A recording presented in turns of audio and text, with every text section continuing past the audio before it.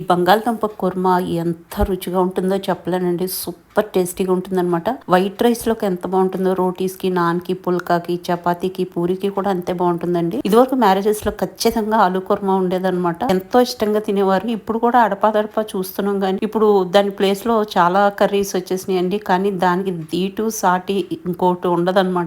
సరిగ్గా అలాంటి రెసిపీని షేర్ చేస్తున్నానండి. దాని గురించి మిక్సీ జార్‌లో ఒక హాఫ్ చిప్ప ఎండు కొబ్బరి, ఈ విధంగా సన్నగా కట్ చేసుకొని వేసుకున్నాం. 3 టీ స్పూన్ ధనియాలు, 1 టీ స్పూన్ జీలకర్ర, 3 ఇలాచి, 2 దాల్చిన చెక్క ముక్కలు చిన్నవి, ఒక 5 లవంగాలు వేసుకున్నామండి. అదేవిధంగా ఒక 5, 6 వెల్లుల్లి డబ్బులు, ఈ మాత్రం అల్లము వేసుకున్నాము. తర్వాత ఒక పెద్ద ఆనియన్ ఈ విధంగా స్లైసెస్ లా కట్ చేసుకుని అది యాడ్ చేసేసుకున్నామండి. 2 టీ స్పూన్లు గసగసాలు వేసుకుని మెత్తని పేస్ట్ లాగా గ్రైండ్ చేసేసుకున్నాం. ఇప్పుడు బాణలు పెట్టేసుకుని 2 టేబుల్ స్పూన్లు ఆయిల్ వేసుకున్న దాంట్లో టీ స్పూన్ జీలకర్ర, ఎండుమిర్చి, కరివేపాకు వేసుకుని అది ఫ్రై అవుతుండగా ఒక టీ స్పూన్ పసుపు వేసుకున్నాము.